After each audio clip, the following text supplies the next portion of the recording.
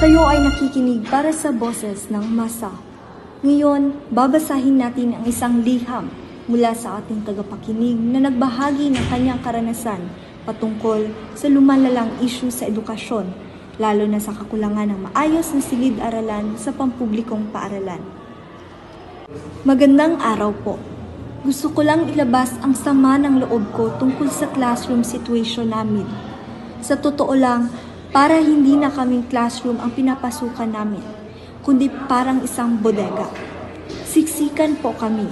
Minsan, umaabot ng halos 50 mag-aaral sa maliit na silid na halos hindi na malapitan ang electric fan. Kapag umuulan, tumutulo ang bubong.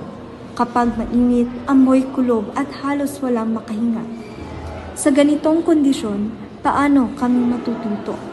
Gusto ko pong mag-aral ng maayos, pero mahirap mag-focus kung ang inuuna kong isipin ay kung saan ako uupo o kung hindi ba ako mababagsakan ng kisame.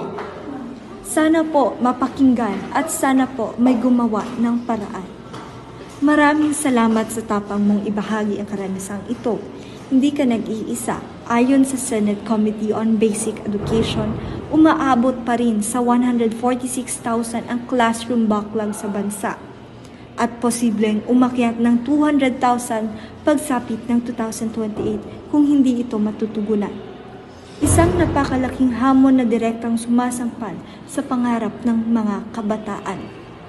At dito, pumapasok ang tanong, paano tayo magiging future ready kung ang kasalukuyan pa lang ay hindi maayos? Sa podcast na ito, bawat boses ay mahalaga at bawat kwento ay may puwersa. Ito ay nakikinig para sa boses ng masa.